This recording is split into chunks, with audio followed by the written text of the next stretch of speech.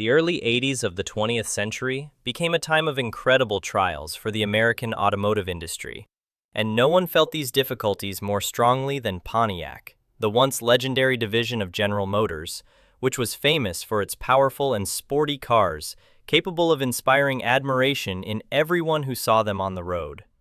When you look at the 1981 Pontiac brochure, you immediately notice the slogan at the bottom of the cover that reads, "More Pontiac know-how to the gallon," and this is definitely not something you would have seen in brochures from the mid-60s, when the company was creating true legends like the GTO with its powerful engines and aggressive design. The reason for this change lies in the introduction of CAFE standards, corporate average fuel economy standards, which required automakers to achieve or exceed a fleet average of 27.5 miles per gallon by the mid to late 80s. And although these standards were later relaxed by the Reagan administration, in those years, manufacturers were feverishly working to reduce the size of their vehicles and shrink engine displacements to meet fuel economy targets. Hence the appearance of this slogan on the cover of the 1981 Pontiac brochure. But beyond the corporate average fuel economy standards, something else important was happening at General Motors at that time that would forever change the fate of the company and its divisions. If you recall the years up to and including 1976, General Motors divisions typically produced their own unique V8 engines. And while there were some exceptions, for example, in the early 60s, Buick, Oldsmobile, and Pontiac shared a new aluminum block 215 cubic inch V8 that was standard in the Buick Special in 1961 and offered as an option for the Pontiac Tempest that same year. Generally, General Motors divisions used their own unique V8 engines, and when you bought a Pontiac, you got a Pontiac V8, in an Oldsmobile V8, in a Cadillac V8, and so on. However, after the 1976 model year, General Motors really began to standardize and reduce the number of engine variants it produced, because apparently it no longer made sense to have all these different engines in production. And as an example, in full-size cars, if you wanted the largest available engine in your Buick or Oldsmobile, it was an Oldsmobile 403 cubic inch V8. Regardless of whether it was a Buick Electra, for example, now it had a top V8 under the hood.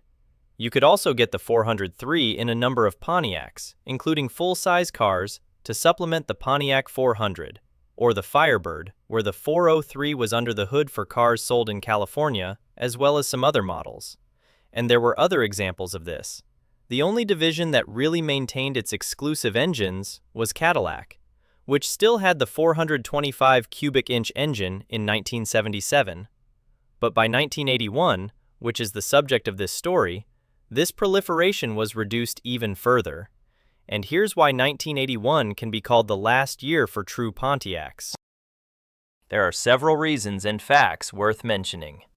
1981 was the last year that the Bonneville nameplate crowned a true, full-size General Motors car built on the B-body platform, because in 1982, the Le Mans nameplate was replaced with Bonneville on the G-body cars, and Pontiac initially thought that under the corporate average fuel economy standards, they didn't need the big, full-size car they had previously in 1981, so they originally planned to simply drop the full-size car altogether. However, by the time this decision was taking effect, they realized that gas prices were starting to come down, and consumers still wanted large cars, and so they had to bring back into the lineup the Parisienne, which had always been in Canada, effectively something like a warmed-up Caprice, if you will, and bring it back into the lineup as the full-size car. And the Parisienne remained for a number of years until Pontiac finally got out of the rear-wheel drive game in 1987, when their new Bonneville came out on the General Motors front-wheel drive H-body platform. True, one caveat should be made. Pontiac continued to produce the full-size B-body wagon through the 1989 model year. But after the Parisienne left the lineup after the 1986 model year, in 1987, 88, and 89, this wagon was called the Pontiac Safari, which was a kind of return to the old-school Pontiac wagon name. In any case, back to 1981. And as I already mentioned, this was the last year for a true full-size Bonneville. It was also the last year for a two-door full-size Bonneville on the B-body platform. But most importantly, 1981 was the last year for Pontiac's own V8 engine. In this case, the 265 cubic inch Pontiac V8 was the only Pontiac engine you could get under the hood in a Bonneville. And this was the last year for the Pontiac V8 in full-size cars. As I said, it went out with a whimper because the largest Pontiac V8 you could get was the 265 cubic inch V8. Pontiac had produced V8 engines of all different shapes and sizes since the original Pontiac V8 introduction in 1955. And these V8s ranged from the smallest, at 265 cubic inches, to 455 cubic inches, which was the largest production Pontiac V8. And there were many different variants along the way. Many people are familiar with the Pontiac 389, 421, 400, 428, the 301, which was the first of the smaller deck variants compared to the 326 cubic inch, or the Pontiac 455, which were all physically the same external size, since the 265 and 301 had shorter deck heights than the others. But even Pontiac produced, as I mentioned, half a V8 engine, the engine that was standard in the Tempest in 1961. Half a V8, a four-cylinder engine. It was half of a 389 cubic inch V8. Let's call it rounded up 195 cubic inch four-cylinder. But 1981 was the last year that Pontiac V8 engines were produced. And it's quite unfortunate because, as you can see from the brochure, the largest gasoline V8 engine you could get in your full-size Pontiac in 1981 was actually a 5.0-liter V8, displacing 307 cubic inches from Oldsmobile. One level down was the 4.3-liter Pontiac V8 I mentioned, displacing 265 cubic inches, and the standard engine was a 3.8-liter Buick engine. So in 1981, the engine lineup for these full-size Pontiacs had a Buick as the standard engine. The Pontiac was one level up from the Buick, and the Oldsmobile engine was actually the top engine you could get under the hood in 1981. After that, in 1982, the Pontiac V8 disappeared, and you could still get a 301 in 1981, but only in a Firebird, and after that, it disappeared. In 1982, when the Firebird was redone, it used exclusively Chevrolet V8 engines, 305 cubic inch V8s under the hood and carbureted, as well as Crossfire fuel-injected form. It had a Chevrolet 2.8-liter V6 as an optional engine, and interestingly, the only true Pontiac engine you could get in a 1982 Firebird was, can you guess it? The Iron Duke 2.5-liter four-cylinder engine, producing around 90 horsepower. That was the only Pontiac engine you could get in your 1982 Firebird. But let's talk about this particular 1981 Pontiac Bonneville Brougham with an incredible mileage of only 8,000 miles, which is an absolutely fantastic specimen and is a true time machine capable of transporting us to that era when American cars still retained part of their greatness despite all the difficulties the industry was facing. What's interesting is that this specimen has under the hood the highest optional engine I mentioned, the Oldsmobile 307. So it's not even a true Pontiac in terms of the engine, but 1981, as I mentioned, was the last year of true Pontiacs overall, and this car is a testament to that era. Now notice that in the 1981 model, you have a revised front end compared to the original variant from 1977 to 1979. Namely, you have the turn signal integrated in the middle between the regular headlight as well as the high beam. You also have what I would call a timid execution of Pontiac's split grille up front. Yes, there is a small divider with the Pontiac emblem in the middle, but Pontiac is starting to move away from this split grille theme here, I think. Although in the bumper has a pretty distinct split, so it's not necessarily the same as what was clearly executed on the 1959 Bonneville, which had a very wide divider between the two grilles. But it's still there a bit, and you have an interesting texture here. You have vertical bars, which are really the major theme, and underneath that you have the egg crate theme as a minor theme. So you have a major and minor theme, Texture within texture gives the front end a little extra pizzazz, if you will. Another thing you have is a bit of Pontiac's signature arrowhead front end, with the point where the two shoulders on either side of the hood come together to form this point, and a bit of a protrusion in terms of the grille. By this point, it had been blunted because of bumper impact standards, and I think designers were also trying to get away from it a bit, perhaps trying to find a new design theme, but it's still present up front. The other thing you notice is this car does have the optional cornering lamps, which look pretty small, but were functional. Cornering lights, of course, were introduced in 1962 on Cadillacs to the industry, and by this point, they had become a relatively popular option. Also, you can see in this particular photo, the optional Rally 2 wheels, in body color, which look fantastic on this car. Pontiac had this wheel as an exclusive for a number of years, and I think it really jazzes up this full-size car. Perhaps the fact that the car has them, and the body color Rally 2 wheels, is something that, let's just say, helps the overall looks.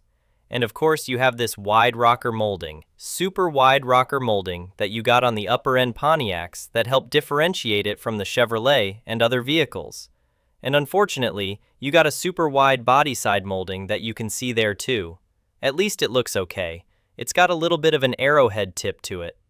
And now, if we look at the full side view, you notice that super wide rocker molding. Of course, here on the Pontiac, you have fender skirts. Those would kind of go in and out in terms of popularity. A number of GM divisions, when these downsized cars were introduced in 1977, did away with fender skirts, including Oldsmobile, Buick, and Cadillac. But Pontiac kept them, and I think they add a little tasteful touch to this particular car. Also notice the rear overhang and how large it is. This is still a pretty big car despite its 116-inch wheelbase, which was downsized versus the previous generation introduced in 1971. But you still had a lot of full-size room and comfort, helped by the fact that the car had much more vertical windows and doors, less tumble home. You got more room inside. Now you also see this car has the half vinyl roof, the half toupe. The vinyl roof that I would say designers really had this was a half-hearted attempt at a vinyl roof. Probably it was a compromise between the design team and the marketing team. Designers never like vinyl roofs. I don't know of a designer who really cares for them, but customers love them. And so I think what happened here is the designer said, well, we'll give them a vinyl roof, but we'll only put it on the back quarter of the car so it doesn't ruin the overall look. And I think on this car, it works. And out back, you have these grid-style tail lamps, the egg crate-style taillights that riff off of the minor theme in the grille up front. And it is kind of a wall-to-wall look back here, which was a curious choice because other General Motors divisions like Buick were really exploiting that wall-to-wall tail lamp theme. And here, Pontiac seemingly appropriated it, but tried to put its own spin on it by putting the ice cube tray style to the taillights. You also have the gold starburst emblem where you can see the trunk lock cover has this little jazzy gold feature to it. Now one place where I think designers hit a home run was the interior of this Pontiac. I love the biscuit pleated seats with buttons in the middle and the inverted U-shaped dash theme with warning lights up top. I think it's a great instrument panel theme as well as a great interior theme, although you don't have any of the super cool IP wrapping into the doors here. The IP is definitely distinct from the doors, and the IP is a bit of a copy of the 1970 Lincoln Continental IP, which had a very similar theme, but I think it looks good. And you have the luxury sports steering wheel here to tell you that your Bonneville was not only luxurious, but also sporty, along with quite a bit of fake wood grain. And if we take a closer look at the dash, you can see in the far right pod, this one actually has the rally gauge package. It's got all the little gauges like engine coolant temperature, a volt gauge, no tachometer in this car, but at least you got a full complement of gauges to make sure that the engine was running okay under the hood. Of course, this one has manual air conditioning, and you have the so-called crotch cooler vents there below the steering wheel, as well as below the glove box on the passenger side. Even the door panel on this car really is a thing of beauty. I love that the designers incorporated that biscuit theme with the buttons into the door panel. It's got lots of soft touch materials up top, and on the top section of the armrest, the casket handle door pull. I really think that this is just a beautiful door panel. And of course, the little lights in there too to show that you bought a Bonneville Brougham, and those would help light the way when you open the door at night. Some people call them puddle lights. Now that really leaves us with what's under the hood. And as I mentioned earlier, this car has the 307 cubic inch V8 under the hood, which was producing 145 horsepower at this particular point in time. It's kind of the sad days of the American auto industry. The standard engine in the Bonneville was the 3.8-liter Buick V6, which produced 110 horsepower. Optional was the previously mentioned 4.3-liter Pontiac V8, displacing 265 cubic inches that produced 120 horsepower. And this was the top engine you could get, 145 horsepower, 307. So it certainly wasn't all that powerful. Didn't have a heck of a lot of torque either. I think 240 to 245 pound-feet wasn't bad, but it just wasn't the big block torque of earlier years. People made do with it. The Oldsmobile 307 is a pretty pleasant engine, especially these earlier variants. They have a bit more pep and zip than the later variants, but they're very smooth and reliable. And this one also had the Rochester electronic feedback Quadrajet carburetor, which was not as good as the regular Quadrajet, but still not bad when it came to electronic feedback carburetors with things like mixture control solenoids. You also see the R4 style pancake air conditioning compressor that wasn't all that great. They cooled pretty well, but they always tend to leak refrigerant out. They're just not that well made. But regardless, a pretty decent engine under the hood in this Pontiac, just not a true Pontiac. It's worth mentioning several interesting facts that make this car even more special.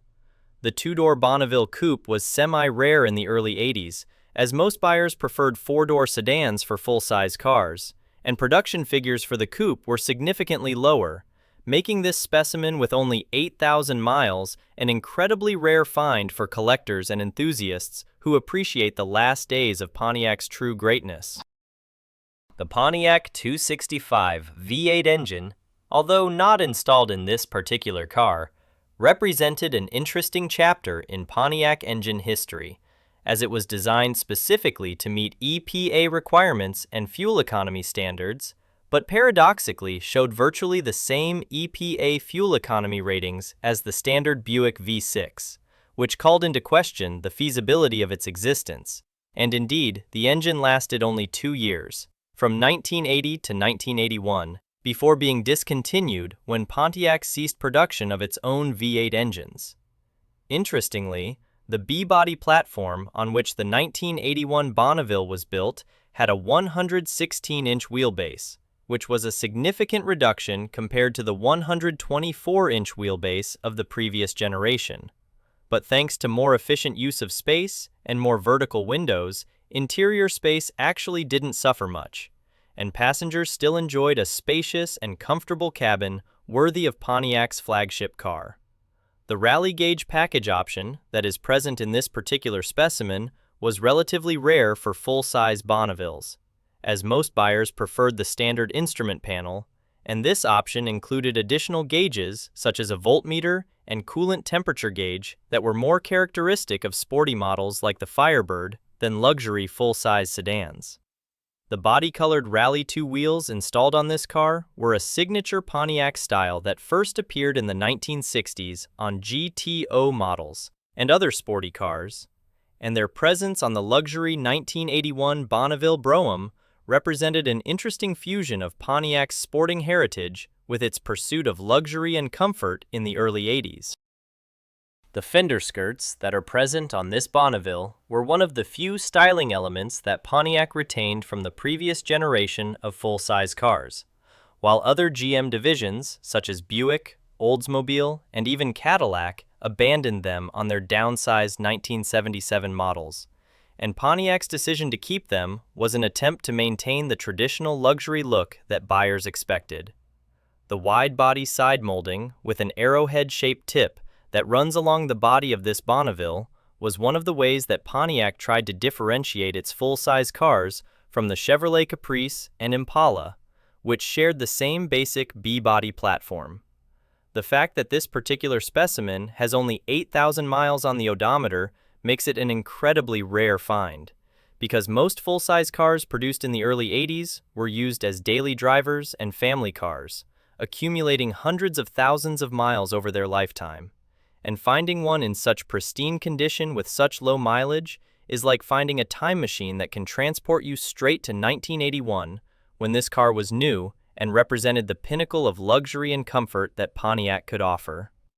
The Oldsmobile 307 engine, although it wasn't a true Pontiac engine, had its own interesting characteristics.